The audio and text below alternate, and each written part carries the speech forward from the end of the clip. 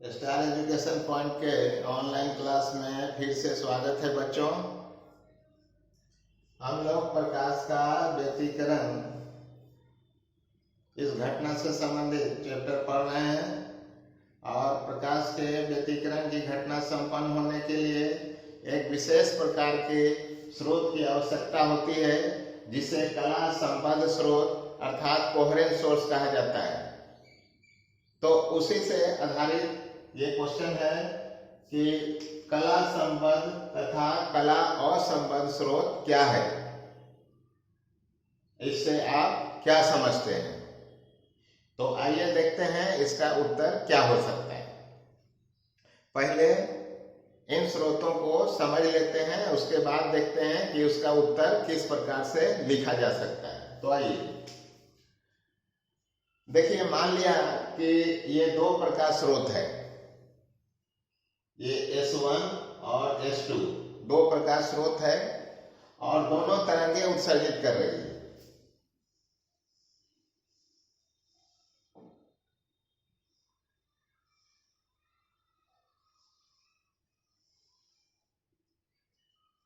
तो ये दोनों तरंगे उत्सर्जित कर रही है, इनका आयाम दोनों का समान है और आवृत्ति भी समान है। मतलब समान समय में ये समान तरंगें उत्पन्न कर रही है, मतलब प्रति सेकेंड उत्पन्न किए जाने वाले तरंगों की संख्या समान है, इसीलिए कहा जाता है कि इनकी आवृत्ति भी समान है।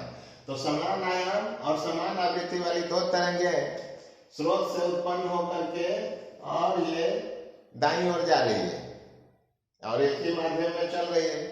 आप ध्यान दें तो दोनों का सिर से गर्द से मिला हुआ है, सबों का सिर से गर्द से मिला हुआ है, अर्थात समय बीतता जा रहा है लेकिन इन तरंगों के बीच में कला में कोई अंतर नहीं आ रहा है, मतलब इनकी कोणीय स्थिति नहीं बदल रही है।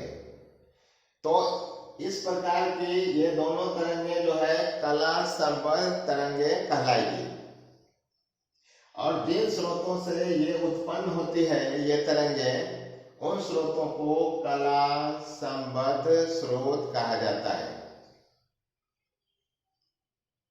तो आपने समझ लिया है कि जिन स्रोतों से तरंगे उत्पन्न हो रही है उन तरंगों के बीच का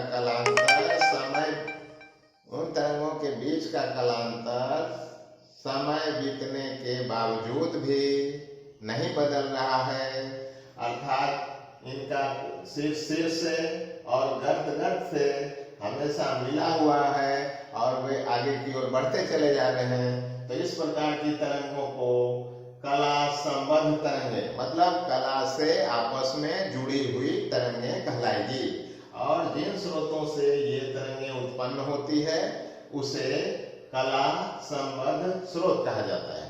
अंग्रेजी में इसको कोहेरेंट सोर्स कहा जाता है। तो आइए देखते हैं परिभाषा इसका किस प्रकार से लिखा जा सकता है। तो देखिए, समान आयाम और समान आवृत्ति वाली दो प्रकाश तरंगें एक ही माध्यम में एक ही ओर चल रही हो तथा समय बीतने के बावजूद भी इन तरंगों के बीच का कलांतर नहीं बदल रहा हो, मतलब कलांतर क्या है, नियत हो, तो इस प्रकार की तरंगों को कला संबद्ध तरंगें कही जाएगी और जिन स्रोतों से ये तरंगें उत्सर्जित होती है उन स्रोतों के जोड़े को कला संबद्ध स्रोत कोहेरेंट सोर्स कहा जाएगा। तो इसको हम लोगों ने जान लिया है। अब है कला असंबद्ध स्रोत अर्थात नॉन कोहेरेंट सोर्स। तो साफ जाहिर है अ माने नहीं, मतलब कला में संबद्ध नहीं है, मन की अर्थात लग रहा है कि इन तरंगों का कला समय बीतने के साथ जरूर बदल रहा होगा। तो इस प्रकार की तरंगों को कला संबद्ध तरंगे कहेंगे। जैसे देखिए, मान लीजिए यहाँ पर दो स्रोत है, एक स्रोत S1 है और दूसरा स्रोत S2 है।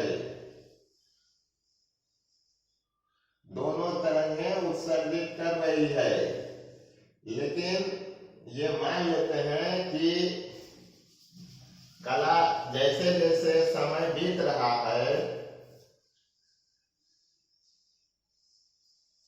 देखिए तो ये जो है पहले तो कला में थी, लेकिन धीरे धीरे इसका कला क्या हो रहा है, धीरे धीरे इसकी कला में अंतर आ रहा है। अब देखिए शीर्ष गर्त से मिलने लगा है, मतलब समय बीतने से इसके कला में क्या आ रहा है, फर्क आ रहा है।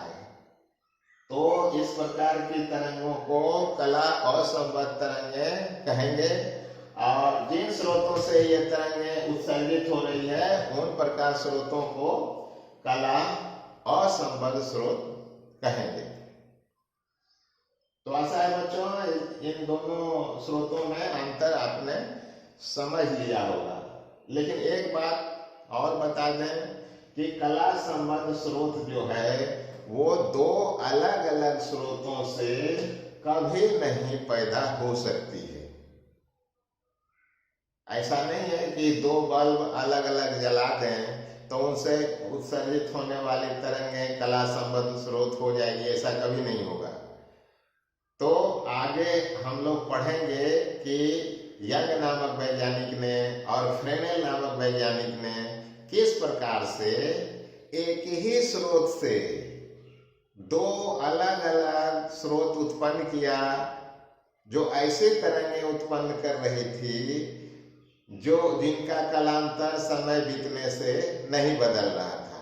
तो एक स्रोत के द्वारा दो स्रोत पैदा किया जाता है, एक स्रोत मूल स्रोत होती है और दो अलग अलग स्रोत ऐसा होता है जो स्लिट को प्रकाशित करके तैयार किया जाता है और सामने पर्दा रख दिया जाता है, और इससे चलने वाली तरंगें जब आपस में मिलती है या इससे चलने वाली तरंगें जब आपस में अध्यारोपित होती है तब जाके वो व्यतिकरण की घटना संपन्न होती है, जिसे आगे के वीडियो में हम लोग पढ़ेंगे।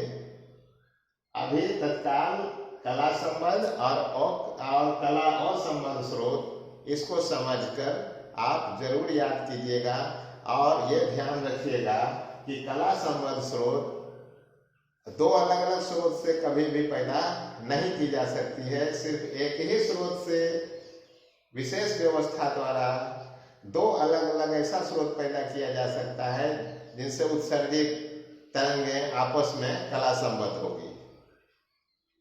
तो आशा है बच्चों इस पूरे टॉपिक को आपने समझ लिया होगा। अब अगले वीडियो में फिर मिलते हैं, तब तक के लिए धन्यवाद।